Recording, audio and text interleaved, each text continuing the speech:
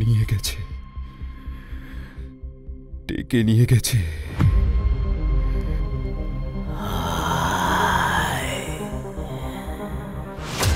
জবর ঘেটো কাতলা মিলেছে রে লবঙ্গ। আজকে তুই আর আমি মাছ ভাজা আর বিলিতি খাবো, গলা অব্দি খাবো।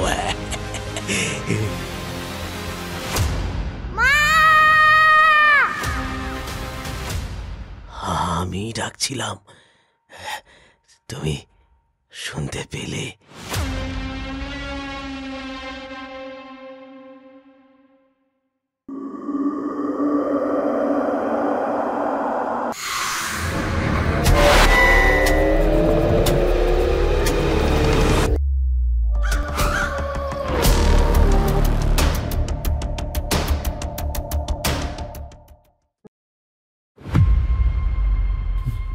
নিয়ে গেছে,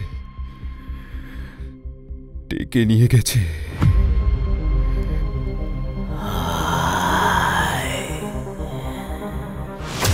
জবর ঘেটো কাতলা মিলেছে রে লবঙ্গ। আজকে তুই আর আমি মাছ ভাজা আর বিলিতি খাবো, গলা অব্দি খাবো।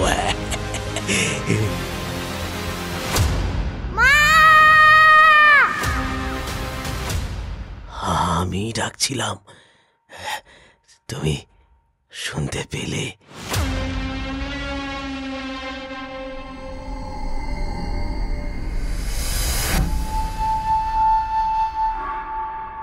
নমস্কার শ্রোতা বন্ধু, শুনছেন থ্রিলার ডেন। মনের মতো গল্প শুনতে চাইছেন? তাহলে আজই সাবস্ক্রাইব করুন আমাদের চ্যানেল আর শুনুন নতুন নতুন ভয়, রহস্য, রোমাঞ্চকর গল্প। সাবস্ক্রাইব করে পাশের বেল আইকনটি প্রেস করে দিন, যাতে কোনো নোটিফিকেশন মিস না হয়। আমাদের আজকের নিবেদন লেখক কর্ণশীলের লেখা গল্প রক্ত সন্ধ্যা। গল্প পাঠে কৌশিক, অন্যান্য চরিত্রে ব্রতদীপ, বর্ণালী, হ্যাপি, কৌশিক, বিশ্বজিৎ, মলয়, অরুময়, দীপায়ন ও ঋষিতা। শুরু হচ্ছে আজকের গল্প, লেখক কর্ণশীলের রক্ত সন্ধ্যা।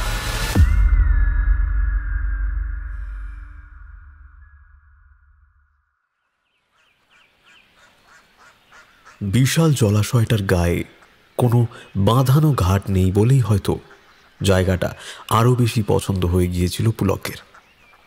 যেখানে বাস করতে হবে আজীবন, এখন সে নিবাস যদি পছন্দই না হয়, জীবন দুঃসহ হয়ে ওঠে। মানিয়ে নেওয়া সাময়িক বা ভ্রামাণিক হতে পারে, চিরকালীন নয়। হাতের সিগারেটটা শুকনো তৃণবিরল শক্ত মাটির উপরে টুসকি মেরে ফেলে দিয়ে হাত বিশেক পিছনে অবস্থিত প্রাসাদোপম বাড়ির বারান্দায় দাঁড়ানো সুস্মিতাকে সে বলল, দৌড়বে বুঝলে, তো ঝাক্কাস। সুস্মিতা পূবের স্লেট রঙের দিগন্তে চোখ রেখে প্রায় মোহগ্রস্ত হয়ে পড়েছিল। পুলকের কথায় আকাশ থেকে তার চোখ মাটিতে নেমে এলো। নিজের অজান্তেই স্ফীত পেটের উপরে একবার আলতো হাত বুলিয়ে সে নিচু গলায় বলল, এদিকটা বাড়ির খিড়কি, বারান্দা এদিকেও একটা আছে, এবং তা আর যে কোনো গড়পড়তা বাড়ির সদরের প্রায় দেড়া। লাল রঙের মেঝে, কালো পাথরের বড় বড় স্তম্ভ, লাল কালো খোপ কাটা মেঝে। পুলক সিংহের চিরকালই ইচ্ছে ছিল এমন একখানি রাজবাড়ির মতন বাড়ি তার হবে। তাই কলকাতার বাজারে শিল্পপতি বাপের কেনা 10খানির উপরে ফ্ল্যাট বিক্রি করে চন্দন ধুল নামের এই গণ্ড গ্রামে হাই স্কুলের বাংলার মাস্টার হওয়ার আগে সে খুব বেশি ইতস্তত করেনি। এ বাড়ি কেনার পরেও যে পরিমাণ তার অর্থ তার বিভিন্ন ব্যাংক অ্যাকাউন্টে ও শেয়ার বাজারে ওঠানামা করছে নিয়মিত, তাতে এ বাড়ির রক্ষণাবেক্ষণ করে দুটি সার্বক্ষণিক চাকর ও রাঁধুনি রেখেও জীবন জলবৎতরলং বয়ে যাবে। সুস্মিতার কাঁধে হাত রেখে সে দাঁড়িয়েছিল ক্রমশ কালো হয়ে আসা পুষ্করিণীর জলের দিকে তাকিয়ে। শীতের শেষ দিক, মাঘ ছুটে চলেছে ফাল্গুনের দিকে। এই গ্রাম দেশে এই সময়েও যথেষ্ট শীত রয়ে গিয়েছে। মাঝে মাঝে হানাদারের মতো ঝাঁপিয়ে পড়ে উত্তরে হাওয়া। এদিকে দূষণ কম, যানজট কলকারখানাও খুব একটা নেই। যে কোনো সময় প্রসব হতে পারে ওর বউয়ের। সুস্মিতা এবং তাদের অনাগত সন্তানের পক্ষে এমন পরিবেশ অনুকূল হলেও হঠাৎ করে ঠান্ডা লাগিয়ে ফেলাটাও কাজের কথা নয়। সুস্মিতা গাঢ় নীল শাল যেখানে তার চুলের গোছার অন্ধকারে হারিয়ে গিয়েছে সেখানে আলতো করে ঠোঁট রেখে শ্বাস প্রশ্বাসের সঙ্গে পুলক বলল, চলো ঘরে যাই। সুস্মিতা হঠাৎ করেই যেন স্বাভাবিক আর ঝলমলে হয়ে উঠল সব সময়ের মতো। ঘুরে দাঁড়িয়ে পুলকের গলা জড়িয়ে ধরে সে বলল, ভারী তো যত্ন। তা কাল থেকে যখন স্কুলে যাবে তো তখন আমাকে কে দেখে রাখবে মাস্টারমশাই? মালকিন বললেই রেজিগনেশন দিয়ে দিই। থাক, হয়েছে, আর আদিক্ষেতা করতে হবে না। কথাটা আদিক্ষেতা নয় ম্যাডাম, আধিক্যতা। আর কাল সকালেই বিশুদা, রামখেলাওয়ান আর হাজারি ঠাকুর চলে আসছে। আমার চেয়ে দেখো তারা তোমার বেশি যত্ন করবে। And for your kind information madam, teachingship is no emergency service. আমাদের কোনো রাত্রিকালীন শাখা নেই। আচ্ছা, তোমার এই খাইন্ড বানানটা কি KINT? খিড়কির বারান্দা ছেড়ে ওরা যখন ঘরে ঢুকে গেল, চালানি আর মাছের চামড়ার রঙের একটা চাঁদ উঠে এলো মাথার ওপরে। পুকুরের পাড় ঘিরে কলাবন, বাঁশঝাড়, পত্রহীন বৃক্ষরাজি সে মরা আলোয় মরচে ধরা লোহার তৈরি স্থাপত্যের মতো আঁকা হয়ে রইল আকাশের গায়ে। একটা বক বক শব্দ শোনা গেল ঘাটের খুব কাছে। কুয়াশার শব্দহীন দীর্ঘশ্বাসের মতো আকাশ থেকে নেমে এসে জমে রইল জলতলের উপরে।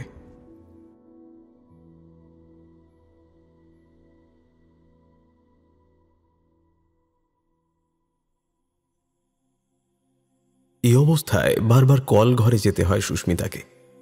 বারবার ঠান্ডা মেঝে, সার সার নিথর স্তম্ভ পার হয়ে কল ঘরে পৌঁছানোর কথা ভাবলেই গায়ে জ্বর আসতে চায় তার।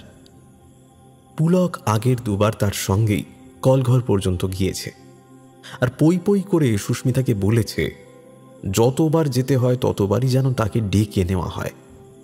একা একা যাওয়ার দুঃসাহস যেন সুস্মিতা না করে। ঘুমন্ত পুলকের মুখে জ্যোৎস্নার প্রলম্বিত একটা রেখা এসে পড়েছে। শিশুর মতো ঘুমোচ্ছে লোকটা। আজ সকালেই প্রায় 250 কিলোমিটার ড্রাইভ করে এসেছে পুলক। রাস্তার পুরোটা সময় ঘুমিয়েছিল সুস্মিতা। মাঝে শুধু লাঞ্চের জন্য রানীগঞ্জে নেমেছিল গাড়ি থেকে। ওইটুকুই যা তার জেগে থাকা। একটা দীর্ঘশ্বাস ফেলে সুস্মিতা খুব সন্তর্পণে বরফ শীতল মেঝেতে পা রাখল। সে তো আর শিশু নয়। পুলকের সবকিছুতেই একটু হাঁ হাঁ করে ওঠা। ডান দিকে একটা প্যাসেজ চলে গিয়েছে ঘর থেকে বেরিয়ে, সোজা কলঘর। ডান দিকের পরিসরটা মুলতানি মাটি রঙের আলোয় ঝমঝম করছে। ঝিলের জলে লোহা লাল রং। চোখ ফিরিয়ে সোজা এগিয়ে যাচ্ছিল সুস্মিতা। হঠাৎ তার মনে হলো একটা খুব অস্পষ্ট ছন্দবদ্ধ শব্দ অনেক দূর থেকে ভেসে আসছে। একবার তার মনে হলো অনেক দূরে বাঁশি বাজিয়ে কোনো ট্রেন ছুটে যাচ্ছে। আবার মনে হলো অনেক পতঙ্গের কুঞ্জন। শব্দটা থামল না, হয়েই চলল। খুবই স্বাভাবিক শব্দ, শুধু রাতের নিঃশব্দ প্রহর বলেই বেশি বেশি করে কানে আসছে। পেটের কাছে চাপটা বাড়ছিল। শব্দটা উপেক্ষা করে কলঘরের দিকে চলে যাচ্ছিল। এমন সময় জলাশয়ের নিকটতম ঘাটটার কাছে একটা জোরালো শব্দ হলো। বড় ঢিল ছুঁড়লে বা ভারী লাঠি জলে আছড়ে ফেললে যেমন শব্দ হয়, ঠিক তেমন। অবাক হলো সুস্মিতা। এদিকটা বাড়ির খিড়কি, হাতার ভিতরে। এই ঘাটে আসতে গেলে তাদের বাড়ি পার হয়ে পৌঁছতে হবে। দুপা পিছিয়ে এসে আবার সে জলাশয়ের দিকের জ্যোৎস্না ভেজা পথটার মুখে এসে দাঁড়ালো। কিছুক্ষণ সব চুপ। শিশির পড়ার শব্দ শোনা যায়। শুধুমাত্র কান নয়, যেন সারা শরীর দিয়ে সুস্মিতা অনুভব করতে চাইছিল শব্দটা। একটু পরেই শব্দটা শোনা গেল আবার, আর আর প্রায় একই সঙ্গে দিগন্ত থেকে ভেসে আসা রিনরিনে শব্দটা হঠাৎই যেন তীক্ষ্ণ আর বিরাট হয়ে ছুটে এলো এ বাড়ির দিকে। মুহুর্মুহু বাড়তে লাগলো তার প্রাবল্য। সুস্মিতার মনে হলো তার মাথার ভিতরে অজস্র শিরা স্নায়ু পট পট শব্দ তুলে ছিঁড়ে যাচ্ছে একে একে। দুহাতে কান চেপে সে বসে পড়ল মেঝের উপরে। তবুও তার দুহাতের তালু ছিঁড়ে শব্দটা কানের পর্দাকে ফর্দা ফাঁই করে দিতে চাইছিল। শব্দটা একটা অসহনীয় যন্ত্রণার চিৎকার। এক নারী তার সর্বস্ব হারানোর ব্যথায় আর্তনাদ করতে করতে যেন আসছিল সুস্মিতার দিকে। সুস্মিতা দেওয়ালে ঠেস দিয়ে তাকিয়ে রইল জ্যোৎস্নায় রক্তিম হয়ে ওঠা জলভাগের দিকে। তার মনে হলো এক অলিক রক্ত সন্ধ্যা নেমে এসেছে জলাভূমির বুকে। সে চেয়েই রইল, নির্নিমেষে চেয়েই রইল।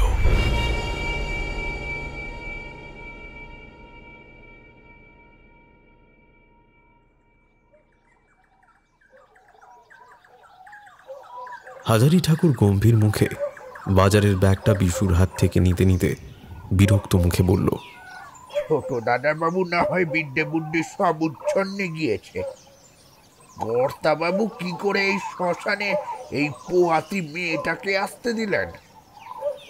আমার মেয়ে হলে বাপু দিতুম না। রামখেলাউন পিঠের উপরে দুদিকে দুটো প্লাস্টিকের বালতি ধরে দাঁড়িয়েছিল। সে ভাঙা ভাঙা বাংলায় বলল, জলের ধারে ঘোর হবে তো চুড়েল দেও ভি আসবেন। বিশু কিছু বলছিল না। সে এই তিনজনের মধ্যে সবচেয়ে প্রবীণ। সে অনেক কিছু দেখেছে, অনেক কিছু জানে। তার গ্রামের বাড়ি, বাবার হাত ধরে সিংহ বাড়িতে ঢোকা, বুড়ো কর্তা বাবার 5 মাস অবধি সে খেটেছে এই সিংহদের সাবেকি বাড়িতে। একটা দীর্ঘশ্বাস ফেলে সে বলল, এ যা হবে দেখা যাবে খুন। ঠাকুর আছেন। ঠাকুর, তুমি আগে মাছটা বসিয়ে দাও ঠাকুর, পোকা স্কুলে যাবে। বাবা রাম খেলান, এই পুই বাবু একটু গায়ের লোক ডেকে পুকুরের দিকটায় একটা ব্যবস্থা কর দেখি, আমি গিয়ে দেখি, বুঝলি? ওহ বিশুদা, ওটা পুকুর নয়, পুষ্করিণী। তাও ভালো ডোবা বলনি। আর ওই ঘাট বাঁশ দিয়ে ঘিরলে আমি ঠিক স্কুলের হোস্টেলে গিয়ে থাকবো। দেখো তুমি আর ওই ছাতুকোর থেকো তখন এ বাড়িতে। হাজারি কাকাকে আমি সঙ্গে নিয়ে যাব, আমি আগেই বলে দিচ্ছি। পুলকের তরল কথাগুলো শুনে বিশুর মুখে এতক্ষণ একটা ফিকে হাসি ফুটে উঠল। সে বলল, এই কুকু দিদি উঠেছে ঘুম থেকে? হ্যাঁ, পুলকের হাস্যময় মুখে একটা ছায়া পড়ল হঠাৎ। গলা খাঁকারি দিয়ে সে বলল, উঠেছে, কিন্তু কেন যেন জ্বর এসেছে খুব। বিশুর মুখে যে হাসিটুকু ফুটে উঠেছিল তা আবার মিলিয়ে গেল।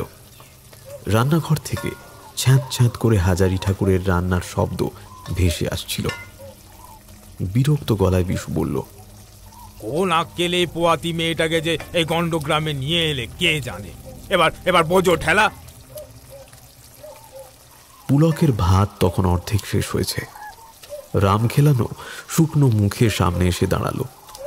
পুলক চোখ তুলে তার দিকে তাকালো। কিছু বলবে রামখেলাওয়ান? कनो आदमी वो पानी के किनारे घेरा डालने को ना मान लो हुजूर, अभी क्या करबे? हाँ, পুলক একবার বিশুর দিকে তাকিয়ে মুচকি হাসল। তারপর রাম খেলানকে বলল, আর বাড়ি ঘেরাও করতে হবে না, যাও মিথিল ডাক্তারকে একবার ডেকে নিয়ে এসো। আমি স্কুলে থাকবো, তেমন বুঝলে ডেকে নিয়ে আসবে, বুঝেছো?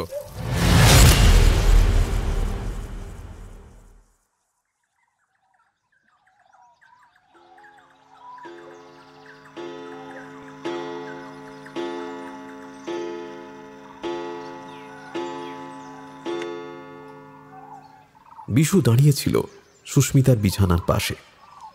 মিথিল ডাক্তার স্টেথোস্কোপ দিয়ে সুস্মিতার বুক পিঠ ভালো করে দেখে নিয়ে গম্ভীর গলায় বললেন, শ্লেষা তেমন বসেনি, তা কাশি হচ্ছে কি? সুস্মিতা জানলা দিয়ে জলাশয়ের দিকের আকাশটায় তাকিয়েছিল। সেই অবস্থাতেই নিঃশব্দে দুদিকে মাথা নাড়ল সে। মিথিল ডাক্তার আরও গম্ভীর গলায় বললেন, হাত পা কিন্তু একেবারে ঠান্ডা হয়ে আছে, একটু সেঁক দেওয়ার ব্যবস্থা করতে হবে। পুলকবাবুকে ডাকতে পারলে ভালো হতো। তাকে আর এখন ডাকতে হবে না, স্কুলে প্রথম দিন, ওটুকু বিশু দাদু করে দেবে। ওষুধ কিছু দিলাম না, লাগবে বলে তো মনে হয় না। কপালে ঠান্ডা আর হাত পায়ে গরম সেঁকটা চলুক 3 বেলা। আর হ্যাঁ, ঠান্ডা হাওয়া কিন্তু একদম লাগাবেন না। ডাক্তারের ব্যাগটা হাতে নিয়ে বিশু দরজার দিকে এগিয়ে যাচ্ছিল। হঠাৎ শুনতে পেল আশ্চর্য নিচু গলায় সুস্মিতা বলে উঠেছে, ডাক্তারবাবু, একটু কথা বলা যাবে একান্তে? বিশু দাঁড়ালো না, কিন্তু দরজার বাইরে আসতেই তার পা দুটো জমে গেল যেন। সুস্মিতার চাপা গলা ভেসে আসছে ঘরের বাইরেও। সে স্বরে স্পষ্ট আতঙ্ক আর উদ্বেগ। ডক্টর, আমার পেটের এটাকে বার করে কোথাও লুকিয়ে রাখতে পারেন?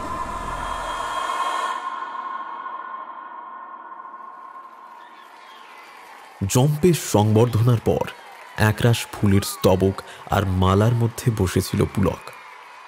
চন্দন ধুল এসে অবধি সবকিছুই এত সুন্দরভাবে ঘটে চলেছিল যে পুলক খুব তাড়াতাড়ি মিশে যাচ্ছিল পারস্পরিকতায় মানুষের সঙ্গে। ক্লাস চলছে এখন। হেডমাস্টার মশাই রবি কিরণ দত্ত অতি অমায়িক মানুষ। পাশের গ্রাম শিলাইগড় থেকে চন্দন ধুলে আসেন। তিনিই পুলককে বলেছিলেন আজ আর ক্লাস নিতে হবে না। পুলক স্টাফ রুমে বসে বসেই ক্লাস 9 আর 11-এর সিলেবাসের ইংরেজি পাঠ্যগুলো গল্পচ্ছলে পড়ে নিচ্ছিল। কখন যে টিফিন আওয়ার্সের ঘন্টা পড়ে গিয়েছে বুঁদ হয়ে থাকা পুলক সেটা টেরই পায়নি। পুলকবাবু, একটা ভারী গলার শব্দে চমকে উঠে সে বইটা মুড়ে রাখল একপাশে। চেয়ার ছেড়ে উঠে দাঁড়ানোর উপক্রম করতে রবি কিরণ বলে উঠলেন, আরে বসুন বসুন। এটা কি আর্মি নাকি? বাকিটা ইন্টারভেলে সবাই বাইরে রাখহরির দোকানে এই সময় লাঞ্চটা সেরে নেয়।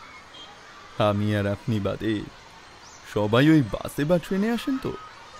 আর রাখহরি কিন্তু রান্নাটাও ভারী সরেশ করে, খেয়ে দেখতে পারেন একদিন।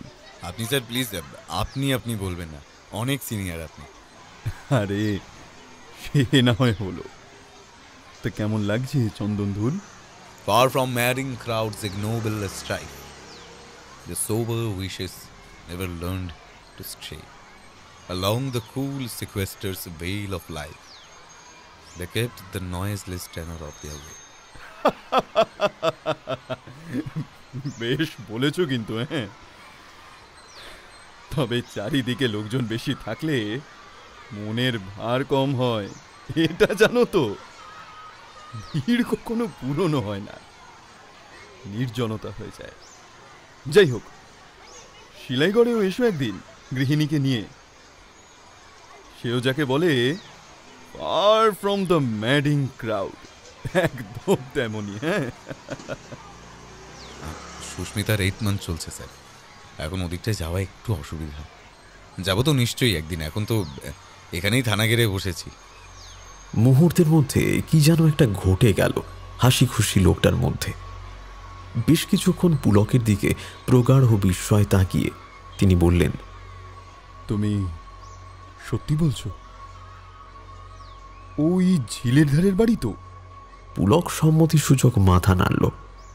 সে নিশ্চিত হয়ে উঠছিল যে নিশ্চয়ই এখনই রবি কিরণ কোনো আরবান লেজেন্ড বা অভিশাপের গল্প ফেঁদে বসবেন।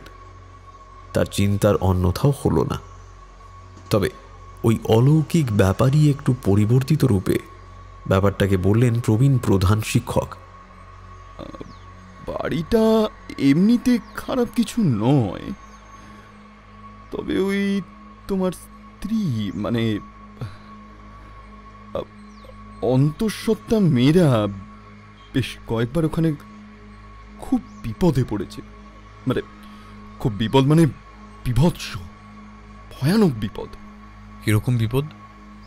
প্রবীণ মাস্টার মশাই হঠাৎই কেমন একটা চুপসে গেলেন। মাথা নিচু করে বসে রইলেন অনেকক্ষণ।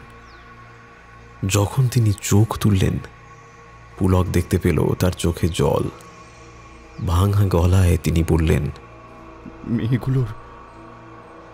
মেয়েগুলো ভারী যন্ত্রণা পেয়ে মরেছিল পুলক। পেট চিরে বাচ্চাগুলোকে। আরে আরে মা আমার। পুলক থরথর করে কেঁপে উঠল। তার চোখের সামনের সবকিছু ঝাপসা হয়ে আসতে লাগল। স্কুলের ইন্টারভাল শেষের ঘন্টা পড়ায় দুই শিক্ষকের সম্বিত ফিরল। একজন একটা গভীর দীর্ঘশ্বাস ফেলে চলে গেলেন ক্লাসরুমের উদ্দেশ্যে, আর অপরজন ফুলমালা একপাশে সরিয়ে রেখে মাথা নিচু করে বসে রইল। হঠাৎই রবি কিরণ আবার ফিরে এলেন। পুলকের ঘাড়ে হাত রেখে তিনি নরম সুরে বললেন, তুমি বরং আজ বাড়ি চলে যাও পুলক।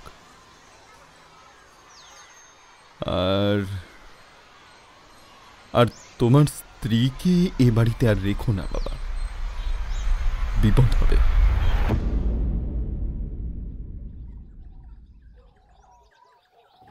দুপুরটা মাঘের হলেও পূবের জলাশয়টা ঘণ্টা দুয়েক রোদ ঝলমলে হয়ে থাকে। পূব আর উত্তর পাড় ঝাপসা। উত্তর পাড়ের জল কালো হয়ে থাকে হাজার হাজার পরিযায়ী পাখিতে। আকাশ জুড়ে উঠতে থাকে তারা। তাদের কলকাকলি, কিচিরমিচির, মেছই গলের তীক্ষ্ণ চিৎকার সুস্মিতার খুব তরতাজা লাগছিল সেই সমস্ত দেখে। কাল রাতের স্মৃতি একেবারে মুছে না গেলেও জীবনের এত প্রাচুর্য উজ্জ্বল রোদে তা অনেকটাই ফিকে হয়ে এসেছিল। কিন্তু ঘণ্টা আধেক অন্তর তার প্রচণ্ড খিদে পাচ্ছিল, জল তেষ্টাও পাচ্ছিল। বিশুদা খুব খুশি তাতে। মাছ ভাতের থালাটা সুস্মিতার সামনে টিপিয়ে সাজিয়ে রাখতে রাখতে সে বলল, এই তো খুকু দিদির বেশ খিদে হয়েছে, খাও দিদি খাও, খুব ভালো করে খাও। সকালে ডিম পাউরুটি, বেলা 10টার সবজি ডাল ভাত বেশ তৃপ্তির সঙ্গে খেয়েছিল সুস্মিতা। কিন্তু মাছের বোগড়া বোগড়া টুকরোগুলো দেখতেই সুস্মিতার ভুরু কুঁচকে গেল। একটু ভারী গলায় সে বলে উঠল, এ কি মাছ কেন বিশু দাদু? মাছ নিয়ে যাও, আমাকে একদম মাছ দেবে না। টাটকা মাছ গো খুকু দিদি, ওই তোমরা বলো না ভিটামিন আছে, খুব ভালো স্বাদ, খুব ভালো স্বাদ, খেয়ে দেখো খেয়ে দেখো। ভিটামিন না প্রোটিন আমি জানি না, মাছটা নিয়ে যাও, আর কখনো আনবে না আমার সামনে। খুকু দিদি বেশ বেশ, খুব সাবধান কিন্তু, নিয়ে যা, এক্ষুনি নিয়ে যা। শেষ কথাটার ভয়ঙ্কর কর্কশ ভাব আর সম্বোধনে বিশু একেবারে হতচকিত হয়ে গিয়েছিল। মৃদু ও মিষ্টভাষী সুস্মিতাকে সে কোনোদিনও উঁচু গলায় কথা পর্যন্ত বলতে শোনেনি। সুস্মিতার মুখের দিকে চমকে তাকালো বিশু, আর সঙ্গে সঙ্গে দুপা পিছিয়ে এলো। টকটকে লাল রঙা চুল আকাশে উঠছে, দু চোখের কোণ দিয়ে গড়িয়ে নেমেছে 2 ফোঁটা রক্ত। মাছের থালা পড়েই রইল। সে টাউরি খেতে খেতে বেরিয়ে গেল ঘর থেকে। সুস্মিতার চিৎকার শুনে রাম খেলানো ছুটে আসছিল, কিন্তু সুস্মিতার ঘরের দরজা দিয়ে এক থালা ভর্তি মাছ আর ভাত উড়ে এসে তার সামনে আছড়ে পড়তে সে আর এগোনোর সাহস পেল না। ঠিক পর মুহূর্তেই রামখেলানের বুকের ভেতরটা ভয়ে খালি হয়ে গেল। ঘর থেকে চুল উড়িয়ে প্রচণ্ড গতিতে হেঁটে আসছে সুস্মিতা। চোখের কোণ দিয়ে গড়িয়ে পড়া রক্তের ধারাটা নেমে এসেছে আঁচল খসে পড়া বুকের উপরে। রামখেলানো এক লাফে ডান পাশের করিডোর দিয়ে ছুটে পালিয়ে গেল। সুস্মিতা একবারও না থেমে সোজা নেমে গেল ঝিলের জলে। ঘাটের কাছে অগভীর জলে পেট আর বুক ডুবিয়ে বসে রইল, আর ভূতগ্রস্তের মতো বলেই চলল, মা জানবে না, আমার সামনে মা জানবে না।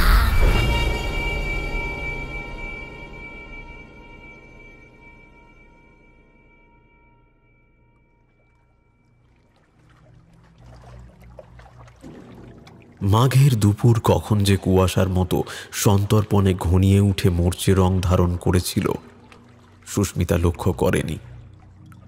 তার বুক, নাভিদেশ, জংহা, পায়ের প্রতিটি আঙুলে এক বিবশ সুষুপ্তি ছড়িয়ে পড়ছিল ক্রমশ। চোখ বুজে সে বসেছিল আবক্ষ জলে। হঠাৎ তার মনে হলো দু হাঁটুর মাঝে একটা জীবন্ত শরীর খলবল করে উঠছে। চোখ খুলে গেল। সুস্মিতা দেখল কখন যেন ওর চতুর্দিকে একটা মিহি অন্ধকার আর কুয়াশার মিশ্র পাতলা আস্তরণ নেমে এসেছে। পশ্চিমে বাড়ির দিকেও একবার ঘাড় ঘুরিয়ে তাকালো সে। হিসেব মতো এখন পশ্চিম আকাশে সূর্য দেখা যাওয়ার কথা, কিন্তু না, সূর্য নেই। কিন্তু ময়লা কুয়াশার আস্তরণের আড়ালে যে সূর্য ডুব দিয়েছে এমনটাও বলা যায় না। বিশাল বাড়িটা বিশাল এক ছায়া দেহের মতো তার ব্যাপ্তি নিয়ে যেন আড়াল করে রেখেছে জীবিত বনের বিশ্ব। জলের ভিতরে আন্দোলনটা বাড়ছিল। কোনো মাছ কি? কিন্তু কোনো বড় মাছ বা ছোট মাছ কি মানুষের উপস্থিতি অনুভব করেও এত কাছে নড়াচড়া করতে পারে? প্রায় অদৃশ্য হয়ে গিয়েছে কালো জল। খুব আবছা বোঝা যায় শুধু জলতলের উপস্থিতিটুকু। কিছুক্ষণ পরে জলের শব্দটাও বন্ধ হয়ে গেল। দক্ষিণ পাড়ে মরা পাতা ঝরছে টুপটাপ। কেউ একজন নিঃসাড়ে বোধহয় দৌড়ে এলো বাড়ির দিক থেকে। তারপরেই সব শব্দ একেবারে বন্ধ। নিজের শ্বাস প্রশ্বাসের শব্দ ছাড়া সুস্মিতা আর কোনো কিচ্ছু শুনতে পাচ্ছিল না। একটা কালো পাখি নিঃশব্দে আকাশ থেকে নেমে এলো জলের বুকে। ছপ করে মৃদু একটা শব্দে পাখিটার পেট জল ছোঁয়ার সঙ্গে সঙ্গেই, আর ঠিক তখনই সুস্মিতার দুপায়ের মাঝখানের জল তোলপাড় করে উঠে এলো একটা দেহ, একটা বাচ্চা। তার চোখ দুটো ঠিকরে বেরিয়ে এসেছে। মুখগহ্বর থেকে বেরিয়ে আসছে রক্তের ধারা। সুস্মিতার গলার দিকে আকুলভাবে দুটো হাত বাড়িয়ে দিয়ে ছেলেটা তীক্ষ্ণ স্বরে চিৎকার করে উঠল। বাচ্চা ছেলেটার বুকের দিকে চোখ পড়তেই সুস্মিতার চতুর্দিকের দৃশ্যপট দুলে উঠল প্রবল ভাবে। কচি বুকটার মধ্যে অনেকগুলো ছোট ছোট গর্ত, আর সেই গর্ত দিয়ে ফিনকি দিয়ে বেরিয়ে আসছে রক্তের ধারা। সমস্ত ঝিলের জল টকটকে লাল হয়ে উঠছে ক্রমশ। সেই কালো পাখিটা জল থেকে লম্বা ধারালো ঠোঁট দিয়ে ক্রমশ তুলে নিচ্ছে কালো কালো কোনো জিনিসের টুকরো। ছেলেটা ওই রক্তাক্ত দেহ নিয়েই হামাগুড়ি দিয়ে উঠে এলো সুস্মিতার বুকের কাছে। তার গলায় একটা লকেট, আর তাতে বাংলায় লেখা আছে মা। এতক্ষণে গলিত মাংসের পচা গন্ধটা টের পেল সুস্মিতা। লক্ষ্য করল মনুষ্য দেহ অনেকদিন জলের নিচে থাকলে চামড়ার রং যেমন ফ্যাকাশে হয়ে ওঠে, ছেলেটার গায়ের রং ঠিক তেমনি ফ্যাকাশে, বর্ণহীন। সুস্মিতার মুখের একেবারে সামনে মুখ নিয়ে এসেছে ছেলেটা। ডান চোখটা খুলে বেরিয়ে এসেছে অক্ষি কোটরে, ঝুলে আছে শূন্যে। আর বাঁ চোখটা তখনও অক্ষত। দরদর করে চোখ দিয়ে বেরিয়ে আসছে নোনা জল। আধো আধো গলায় কাতর ভাবে ছেলেটা সুস্মিতার উদ্দেশ্যে বলে উঠল, আমাকে এবারে লুকিয়ে রাখো মা, নইলে বাবা আমাকে মেরে ফেলবে। একটা তীক্ষ্ণ আর্ত চিৎকার শোনা গেল পিছন থেকে। পুরুষ কণ্ঠটা যে পুলকের তা সুস্মিতা বুঝতে পারলেও তার মধ্যে কোনো হেলদোল দেখা গেল না। পুলক পিছন থেকে বুঝতে পারলো কোনো একটা জিনিসের উপর পরম আদরের হাত বুলিয়ে দিচ্ছে সুস্মিতা।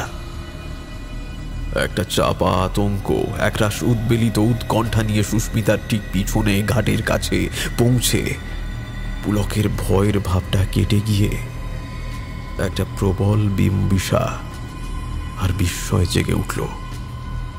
একটা আধ গলা মৃত মাছের শরীর কোলে নিয়ে বসে আছে। সেটার গায়ে হাত বুলিয়ে দিচ্ছে, আর তার আঙুলের সঞ্চালনে মাছটার সব থেকে উঠে আসছে চামড়া, ক্ষয়ীভূত চামড়া।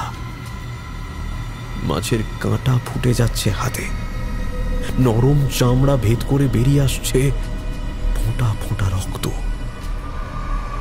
কিন্তু সুস্মিতার তার প্রতি বিন্দুমাত্র ভ্রুক্ষেপ নেই। জড়ানো আদুরে গলায় সে বলে চলেছে ক্রমাগত এক সুরেলা ছন্দ, এই তো আমার সোনা, আমি তোমাকে এবার লুকিয়ে রাখবো, বাবা কিচ্ছু করতে পারবে না।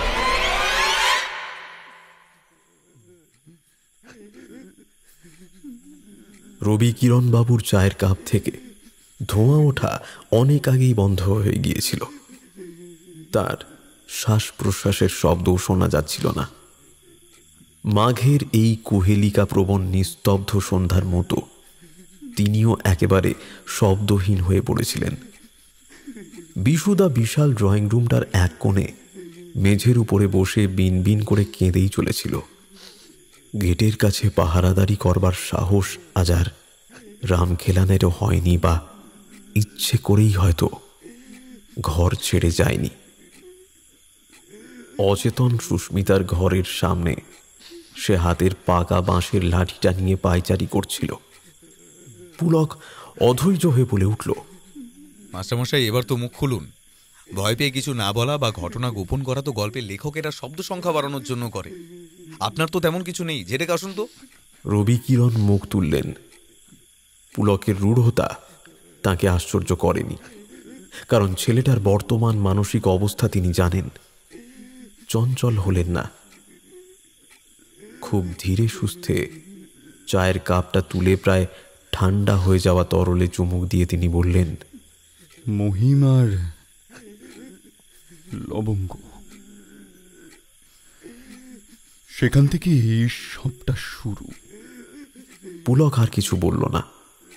সে বুঝতে পারল দত্ত স্যার এবার আসল ঘটনা বলতে শুরু করেছেন। হাজারি ঠাকুর নিঃশব্দে দেওয়ালে এসে দাঁড়িয়েছে ততক্ষণে। বিশুর ফোঁপানি আর রামখেলানেরও পায়চারি বন্ধ হয়ে গিয়েছে ততক্ষণে। দুটো ছোট ছোট চুমুকের পর এক ঢোকে চায়ের কাপটা নিঃশেষিত করে প্রবীণ শিক্ষক শুরু করলেন কম্পমান গলায়, জমিদারের নিজস্ব একটা এক্সিকিউটিভ সিস্টেম আগাগোড়াই ছিল, তা তো জানোই। নিজস্ব পাইক, নিজস্ব কোষাধ্যক্ষ, দেওয়ান, এরা যেমন থাকতো, তেমনি ব্যক্তিগত চাষি, মশালচি, হুঁকাবরদার, পঙ্খাবরদার জেলেও থাকত। বছর 50 আগে কমলাপ্রসাদ সিংহের সময়ও এমন এক ব্যক্তিগত জেলে ছিল এস্টেটের, মহিম। যেমন বিশাল তার দেহ, তেমনি দুর্জয় সাহসী। বউ লবঙ্গকে নিয়ে ওই জেলার একদম তীর ঘেঁষে একটা ছোট্ট খড়ে ছাওয়া কুটিরে সে থাকত। বউকে বড় ভালোবাসত মহিম। সবই ঠিক ছিল, কিন্তু মদ দেখলে আর মাথা ঠিক থাকতো না মহিমের। তখন তো আর আইনি বা বেআইনি এত মদের দোকানের ঢালাও ব্যবস্থা ছিল না। দেশি পচাই বা চোলাই চলত। তার পিউরিফিকেশন বা ফিল্টারিং এর কোনো বালাই ছিল না। তাই মদ্যপায়ের উপর এক এক দিন এক এক রকমের প্রভাব পড়ত। মহিম উদয়াস্ত হাড় ভাঙা পরিশ্রম করত। শুধু কর্তাদের মাছ ধরা নয়, ওই বিশাল জলাশয়ের আগাছা পরিষ্কার করা, তীরের ঝোপঝাড় কাটা, খাটের কাছ থেকে মরা ঝিনুক গুগলি সরানো, আঘাটার বাদার কাটা, সব সব কাজ একা হাতে করত সে। লবঙ্গকে রান্না করতে হতো না, কারণ জমিদার বাড়ি থেকে সব সদস্যের 3 বেলার খাবার আসত। তাই মহিম যখন ঝিল নিয়ে ব্যস্ত থাকত, লবঙ্গ সেই সময় মাছের বিভিন্ন রকমের চার বানাত। শীতের একরকম, বর্ষার আরেক রকম, বড় মাছের চার আলাদা, আবার চুনোপুটির ঝাঁকের পৃথক। এই চার বানানোর জন্য মাঝে মাঝে লবঙ্গকে পূর্ব তীরের আর উত্তরের জঙ্গল থেকে টিও পিঁপড়ের ডিম ভেঙে আনতে হতো। উত্তরের সে বন ছিল বড় গভীর, একেবারে ভিতরে গিয়ে পড়লে উত্তরের জঙ্গল থেকে ফিরতে বেশ সময় লাগত। যেদিন লবঙ্গ পিঁপড়ের বাসা ভাঙতে যেত, সেদিন মহিম বারান্দায় বসে তাদের 1.5 বছরের ছেলেটাকে পাহারা দিত আর কণ্ঠ পচাই গিলত।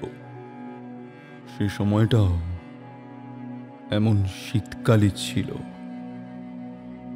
শীতে মাছ কম মেলে, আর মেছুড়ে যদি মাছ না পায়, তার অবস্থা হয়ে ওঠে বদ্ধ উন্মাদের মতো।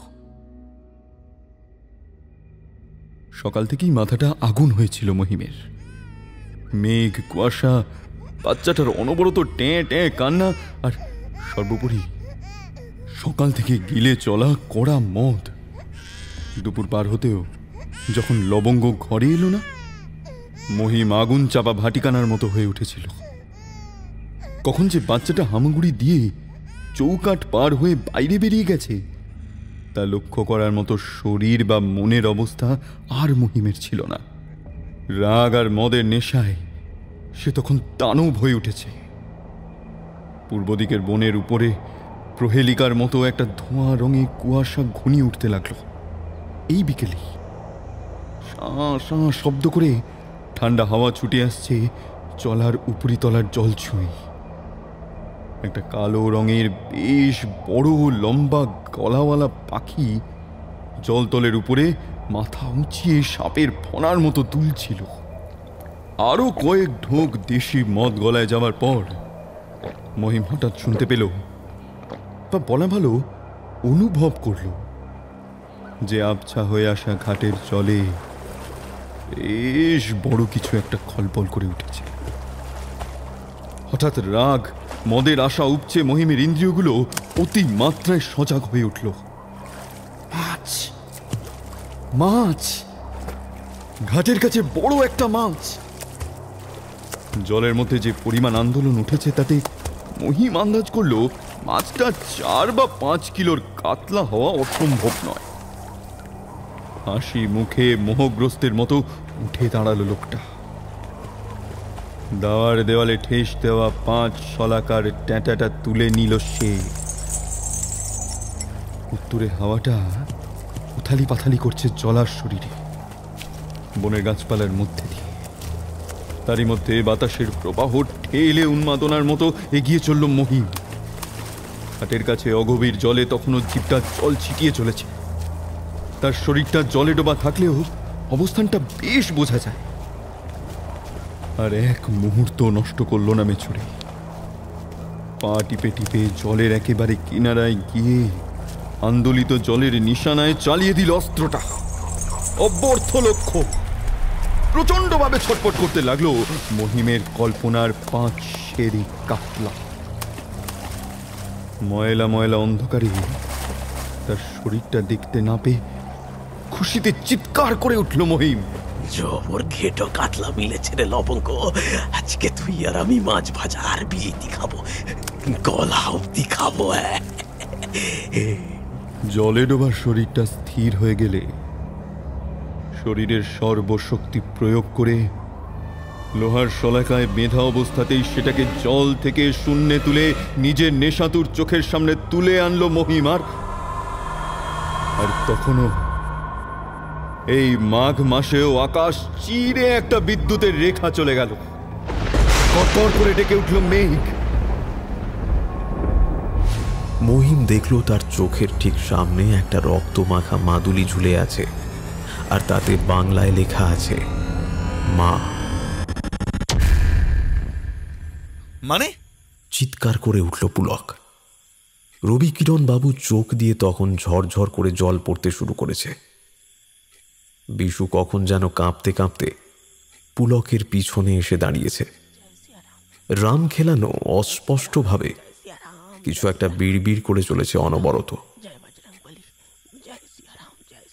রবিকিরণ কাঁদতে কাঁদতে আবার বললেন, মদের নেশায় চলে পড়ে যাওয়া নিজের ছেলেকেই মাছ ভেবে টাটায় গেঁথে ফেলেছিল মহিম।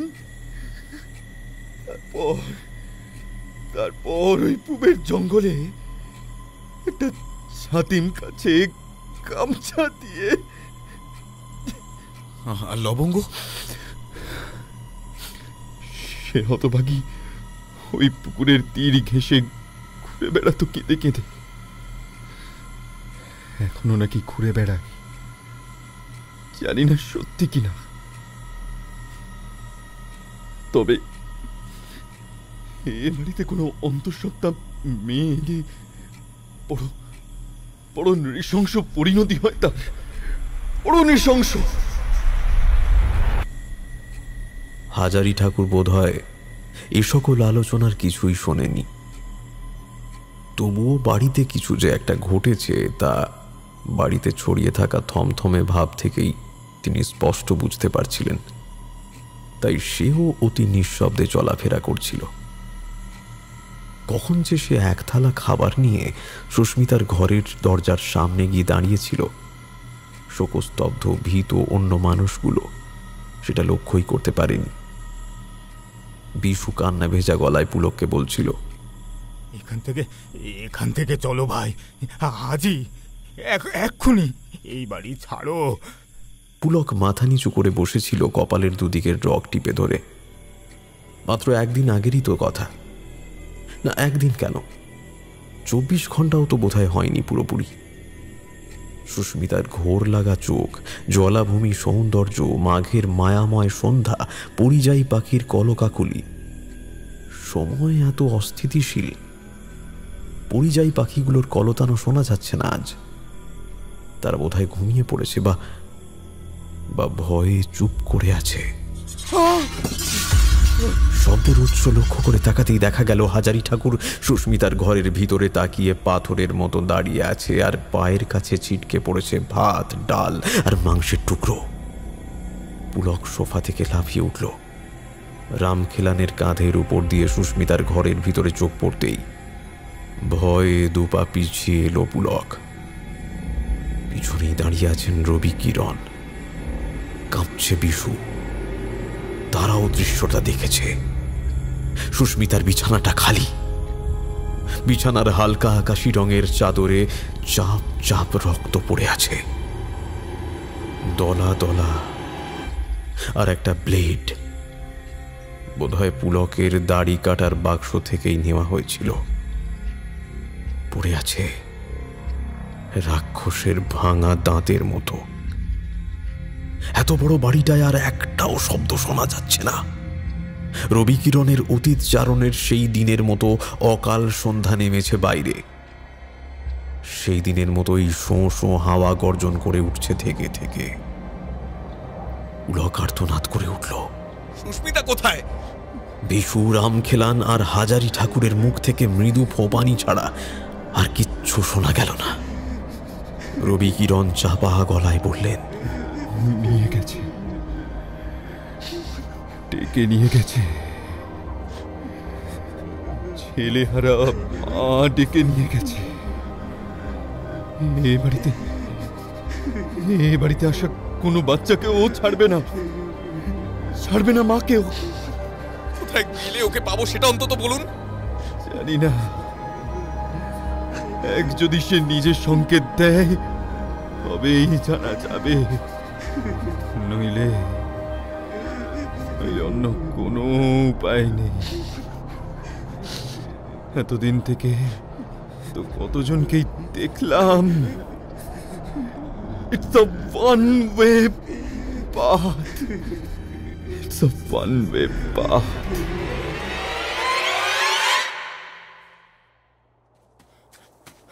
পুলক ছুটে বেরিয়ে গেল জলাভূমির দিকে।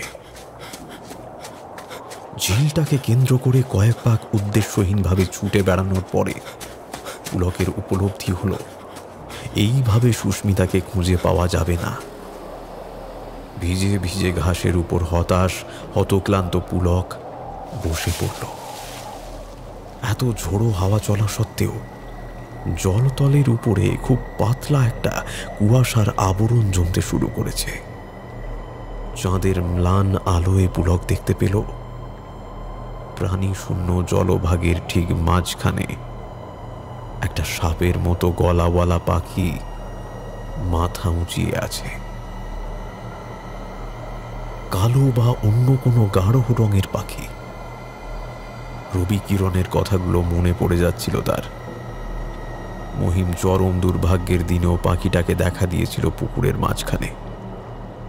পাথরের মতো বসে থাকতে থাকতে পুলক দেখতে পেল সূর্যের আলো সম্পূর্ণ মিলিয়ে যাওয়ার পরেও একটা লাল আভা ছড়িয়ে রইল চরাচরে। জলাশয়টাকে মনে হচ্ছে অন্য কোনো বিশ্বের একটা রক্তপূর্ণ জলধারা। মাথা উঁচু করে বসে থাকতে থাকতেই খুব মৃদু একটা ডাক শুনতে পেল পুলক। পুরুষ কণ্ঠ, কোনো নির্দিষ্ট নাম ধরে ডাক নয়, মৃদু হিস হিসে। বাতাসের শব্দের মতন, সাপের হিস হিসানির মতো সেই ডাক যেন অনাদিকাল থেকে ডেকে চলেছে গলাটা। মোহগ্রস্তের মতো ডাকটা শুনে উঠে দাঁড়ালো পুলক। পিছনের বনভূমি থেকে ভেসে আসছে অশরীরী সেই ডাক। পুলক নিশ্চিত যে এ ডাক কোনো লৌকিক বা প্রাত্যহিক ডাক নয়। এই স্বরের অন্তরালেই হয়তো লুকিয়ে আছে সুস্মিতার অন্তর্ধানের কারণ। ডাক লক্ষ্য করে সে হাঁটতে লাগল। ক্রমশ ঝিল তীরের ফাঁকা জায়গা পার হয়ে বনে ঢুকে গেল সরু পথটা। নিবিড় বনের পাতার ছাউনিও আশ্চর্যভাবে ভেদ করে এসে পড়েছে আকাশের বিদেহী লাল আভা। লাল আলোয় ডুবে থাকা ডার্ক রুমের মতো লাগছে সবটা। ডাকটা হঠাৎই থেমে গিয়েছিল। সামনের বড় বড় গাছগুলো কালো শরীর নিয়ে মাথা দুলিয়ে চলেছিল আগের মতোই। পুলক কোন দিকে যাবে ভাবছিল, হঠাৎ একটা লোক ঠিক সামনের গাছের নিচু ডাল থেকে লাফিয়ে নামল পুলকের সামনে। এই আকস্মিকতায় পুলক চমকে উঠেছিল, কিন্তু ভয় পাওয়ার মতন মানসিক অবস্থা তার ছিল না। সারাদিন তার উপর দিয়ে যে ঝড় বয়ে গেছে তাতে ভয় পাওয়ার বিলাসিতা ছিল না। সে কিছু বলার আগে লোকটা নিজেই কথা বলে উঠল, সুরে স্পষ্ট উদ্বেগ আর ভয়। আমি ডাকছিলাম, তুমি শুনতে পেলে? পুলক উত্তর দিল না, নিঃশব্দে তাকিয়ে রইল লোকটার মুখের দিকে। লোকটা নিজের গলায় হাত দিয়ে বলল, কাকে বলবো বুঝতে পারছি না, গলায় খুব ব্যথা, একটু আসবে আমার সঙ্গে? আসবে? পুলকের ধৈর্যের বাঁধ ভেঙে যাচ্ছিল একটু একটু করে, তবুও নিজেকে সংযত করে রাখল সে। এই লোকটার সঙ্গে বাঘ বিতণ্ডায় যত জড়িয়ে পড়বে, সুস্মিতাকে খুঁজে বার করতে ততই দেরি হবে। লোকটাকে পিছনে ফেলে অন্যদিকে হেঁটে যাওয়ার উপক্রম করতেই পুলক শুনতে পেল পিছন থেকে, কুকুর আর মায়ের পেটে কি মিল বলো তো? দুটোই জলে ভর্তি, আর সেই জলে শিকার ভেসে ভেসে বেড়ায়। লোকটার কথা শেষ হবার আগেই পুলক আবার ঘুরে দাঁড়ালো। লোকটা বলেই চলেছে, জলের মধ্যে খলবল খলবল শব্দ হলেই বেছুরের মনে কি হয় জানো? কি হয় জানো? শুধুমাত্র কথাগুলোই বুকের রক্ত হিম করে দেওয়ার জন্য যথেষ্ট। তার উপরে সামনের দৃশ্যটা এমনভাবে পরিবর্তিত হয়েছে যে চমকের আতিশয্যে নিজের অজান্তেই বেশ কয়েক পা পিছিয়ে গেল পুলক। লোকটা তখনও কথা বলে চলেছে, কিন্তু তার দেহটা সামনের ছাতিম গাছটা থেকে ঝুলে আছে, গলায় গামছা বাঁধা অবস্থায়। ঘাড়টা ঝুলে রয়েছে, চিবুকটা নেমে এসেছে বুকের কাছে। লোকটার ঠোঁট নড়ছে না, শরীরের কোনো প্রত্যঙ্গের এক বিন্দুও সঞ্চালন নেই, কিন্তু কথাগুলো এখনো শুনতে পাচ্ছে পুলক। জলের খলবল শুনলেই মেছুরের মন মাছ গাঁথা বর্ষা হয়ে ওঠে, লক লক করে লোহার জীব। পুলকের মনে হলো এবার সে চৈতন্য হারাবে। এই ঝুলন্ত দেহ মহিমের নিজের সন্তানকে নিজের হাতে হত্যা করে এখন উন্মাদ হয়ে উঠেছে। মায়ের গর্ভের শিশু আর জলাশয়ের মাছ এখন তার কাছে সমান। সুস্মিতা, তাকেও কি? পুলক পড়েই যাচ্ছিল, অসীম আতঙ্ক, অসহায়তা আর দুঃখের অভিঘাত। হঠাৎ হঠাৎ পিছন থেকে একটা নরম হাত তাকে ধরে ফেললো, আর কানের কাছে একটা মেয়ে বলে উঠল, পালাও পালাও, নইলে তোমার বউ আর সন্তান বাঁচবে না। দুর্লঙ্ঘ বিপদের মধ্যে এমন সহানুভূতির আশ্বাস শুনে পুলক মনের মধ্যে খুব ক্ষীণ একটা আশা অনুভব করল। লালচে অন্ধকার বন বাঁধার গাছের গুঁড়ি বাঁচিয়ে আবছা মেয়েটি প্রায় ছুটিয়েই তাকে নিয়ে যাচ্ছিল। কোন দিকে যাচ্ছে বা কত দূরে যেতে হবে তার কিছুই জানত না পুলক।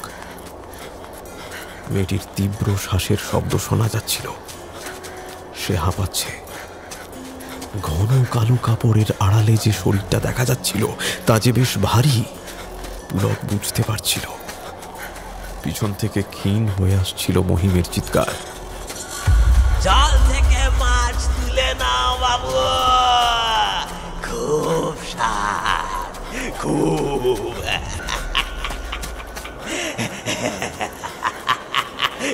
জলাশয়ের দক্ষিণ পাড়টা এবার চিনতে পারল পুলক। পশ্চিম তীরে বিশাল প্রাসাদটা আকাশের গায়ে পেন্সিলের আঁকা কালো ছবির মতন স্থির হয়ে আছে। মেয়েটা দাঁড়িয়ে পড়ল, পুলকের দিকে ঘুরে দাঁড়ালো সে। কালো কালো মেয়ে, চিবুকে একটা তিল, নাকে ছোট্ট নাকছাবি, পিছনে একটা ছোট্ট ঘর, বাঁশের খুঁটি, খড়ের ছাউনি। সেদিকে হাত দেখিয়ে মেয়েটা বলল, ওখানে ওখানে তোমার বউ আছে, এখনই জল ভাঙা শুরু হবে, সাবধান, মহিম ছেলে এলে কিন্তু বাঁচবে না কেউ, যাও যাও যাও। পুলক হঠাৎ প্রচন্ড অবাক হয়ে দেখল মেয়েটি নিজেও অন্তঃসত্ত্বা। প্রায় আর্তনাদের সুরে সে বলে উঠল, তুমি তবে কে? মেয়েটি একটি কথাও বলল না, আর তার চোখ দুটি ছলছল করে উঠল জলাশয়ের বুকের মতো। পর মুহূর্তেই সে ছুটে হারিয়ে গেল বনের গভীরে। জীবন্ত পাথরের মূর্তির মতো মেয়েটির গতিপথের দিকে তাকিয়ে রইল পুলক। সেখানেই স্থানু হয়ে সারা জীবনই বোধহয় দাঁড়িয়ে থাকতো পুলক, কিন্তু একটা ক্ষীণ আর্তনাদের শব্দে তার শরীরে আবার সার ফিরে এলো। কান্নার শব্দটা ভেসে এসছে কুটিরের ভেতর থেকে। সুস্মিতা, সুস্মিতা আছে ওখানে। পুলক পাগলের মতন ছুটে চলল বাড়িটার দিকে। তার একবারও মনে পড়ল না যে এই বাড়িটা সে কাল থেকে একবারও পুকুরের দক্ষিণ পাড়ে দেখতে পায়নি। সেসব ভাবার মতন মনের অবস্থাও তার ছিল না। একটাই মাত্র ঘর, ডান পাশে মলি বাঁশের বেড়া দিয়ে একটা অংশ আলাদা করে রাখা হয়েছে। ঘরের ভিতরটা ময়লা অন্ধকারে পূর্ণ। একটা প্রাচীন পিতলের প্রদীপ জ্বলছে মৃত্যু পথযাত্রীর চোখের মতো। তার আলোয় খুব অস্পষ্ট দেখা যায় ছেঁড়া ছেঁড়া কাঁথা আর রাশি রাশি ছেঁড়া কাপড়ের উপরে পড়ে আছে এক স্ফীতদর নারী দেহ। তার ক্ষীণ আর্তনাদ শোনা গেলেও মুখ দেখা যায় না পরিষ্কারভাবে। পুলক চাপা কান্নার গলায় বলে উঠল, সুস্মিতা। এত যত্নের, এত আদরের প্রিয়তমাকে এমন অবস্থায় অসহায়ভাবে পড়ে থাকতে দেখে পুলকের কান্না আর বাঁধ মানল না। প্রায় হামাগুড়ি দেওয়ার মতন করে সে ওই বিছানার কাছে পৌঁছালো। একটা হাত রাখলো নারী দেহের পিঠে, আর দ্বিতীয় হাতটা কোমরের নিচে। এখনই প্রাসাদে নিয়ে যেতে হবে সুস্মিতাকে। তারপর গাড়ি নিয়ে। পুলকের চিন্তাটা শেষ হলো না। দরজার কাছ থেকে একটা হাসি হাসি গম্ভীর গলা ভেসে এলো,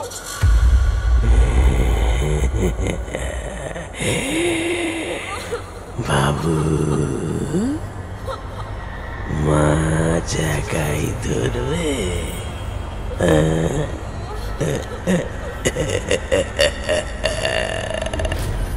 মহিম পিছনে না ফিরেও পুলক বুঝতে পারলো এ গলা ছাতিম গাছে ঝুলন্ত সেই মদ্যপ খুনে জেলের। দরজার পাল্লার উপরে একটা ধারালো ধাতব বস্তু ঘষ্টে চলেছে প্রেত মেছুড়ে। শব্দ উঠছে কিচকিচ করে। পুলক জানে সে শব্দ এক 5 লোহার শলাকা যুক্ত একটা অস্ত্রের। মাছ ধরার ট্যাঁটা। মৃত্যু বা চরম পরিণতি নিশ্চিত জেনেও পিছনে না তাকিয়ে সুস্মিতার শরীরটাকে কোলে নিয়ে উঠে দাঁড়ালো পুলক। সুস্মিতার গোঙানি বেড়ে উঠেছে। পুলকের পা দুটো আর তার শরীরের ভার বইতে পারছিল না। থরথর করে কাঁপছিল ওর সারা শরীর। দরজার দিকে ফিরল সে। মাটি থেকে চোখ তুলল না। ওই প্রেতের মুখে চোখ পড়লেই তার আত্মবিশ্বাস কমে যাবে, কিন্তু চোখ না তুলেও তো সে দৃষ্টির অপাঙ্গ দিয়ে দেখতে পাচ্ছিল আতা ফলের আকৃতি দুটো গনগনে লাল চোখ, একটা উদ্যত ট্যাঁটা। অস্ত্রটা বাতাস কেটে এগিয়ে আসছে সুস্মিতার পেটের দিকে। তবুও পুলক থামল না। প্রচন্ড রাগে চিৎকার করতে করতে এগিয়ে চলল দরজার দিকে। শিব, দুর্গা, কালী, হনুমান, রাম, রাস্তা ছাড়া শয়তান। একটা পঞ্চমুখী ধাতব অস্ত্র সুস্মিতার পেট লক্ষ্য করে ছুটে আসছিল। শেষ মুহূর্তে ডান দিকে অনেকটা ঘুরে গিয়েছিল পুলক তার। ফলস্বরূপ 5টি রক্তপায়ী শলাকা বিঁধে গেল তার পাঁজরে। চাপা আর্তনাদ করেই থমকে গিয়েছিল পুলক। তার নিঃশ্বাস বন্ধ হয়ে আসছিল। পাঁজরের হাড় ভেঙে যাওয়া, চামড়া ছিঁড়ে যাওয়ার শব্দ সহর্ণে শুনতে পেল পুলক। অস্ত্রটা তার বাঁ পাঁজরের বেশ কিছুটা ছিঁড়ে নিয়ে বেরিয়ে গেল। পরক্ষণেই একটা রক্ত জল করা খলখল হাসি হেসে মহিমের প্রেত আবার তুলে ধরল অস্ত্রটা। হতাশ নিশ্চেষ্ট পুলক দাঁড়িয়ে রইল জীবনের শেষ আশাটুকু ছেড়ে দিয়ে। হঠাৎ একটা নারী কণ্ঠের চাপা গর্জনে পুলক সচকিত হয়ে উঠল।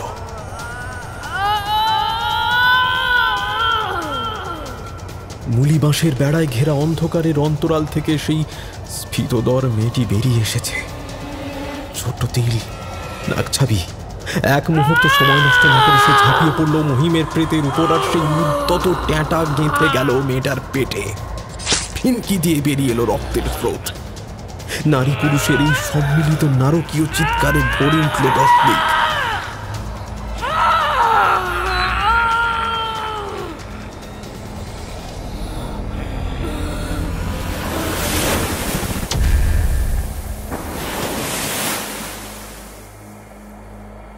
বিশাল জলোচ্ছ্বাসে ঝিলের জল উঠে এলো পাড় ছাপিয়ে। পুলক দেখল দুটো ছায়া শরীরই গুঁড়ো গুঁড়ো হয়ে মিলিয়ে যাচ্ছে লাল অন্ধকারে। ধীরে ধীরে আকাশের লাল আভা মিলিয়ে গিয়ে চাঁদ উঠে এলো আকাশে। চোখের সামনে থেকে একটা পর্দা উঠে গেল, যেন সেই ছোট্ট কুটিরও অদৃশ্য হয়েছে। শুধু যেখানে নাকছাবি পরা মেয়েটির পেট কেটে রক্ত ছড়িয়ে পড়েছিল, সেখানে চাঁদের আলোয় ঝিকিয়ে উঠছে একটা মাদুলি। সুস্মিতার শরীরটাকে খুব আস্তে আস্তে ভাঁজ করা পায়ের উপরে রেখে মাদুলিটা তুলে নিল পুলক। চোখের একেবারে সামনে আনতেই মাদুলিটা আরো স্পষ্টভাবে দেখতে পেল সে। তাতে লেখা আছে মা।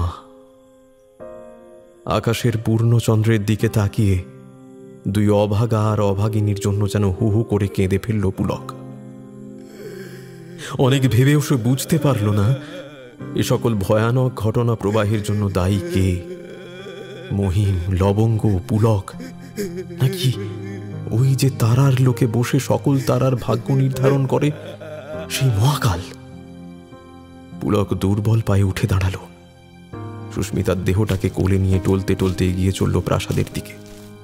এইসব বিভৎসতার জন্য যেই দায়ী হোক, এই সিংহরায় বংশের প্রতি বিশ্বস্ততার জন্য মহিম আর লবঙ্গ তার চরম ক্ষতি করেনি। রবি কিরণ, হাজারি ঠাকুর, বিশুদা, রাম খেলানো তার পাশে থাকবে নাকি থাকবে না, এসব কিছুই ভাবতে চায় না পুলক। তার জাত সম্ভব সন্তানের গলায় ওই মাদুলিটি পরিয়ে দেবে পুলক। সকল অনাত্মীয়া দৈব শক্তির চেয়েও বড় এক অভাগিনী পরম দয়ালু মায়ের আশীর্বাদ থাকবে তার সন্তানের মাথায়। তাকে রক্ষা করবে আজীবন। এই চন্দ্রধুল গ্রাম ছেড়ে পুলক মাস্টারও কোনো দিন যাবে না, কোনো দিন না।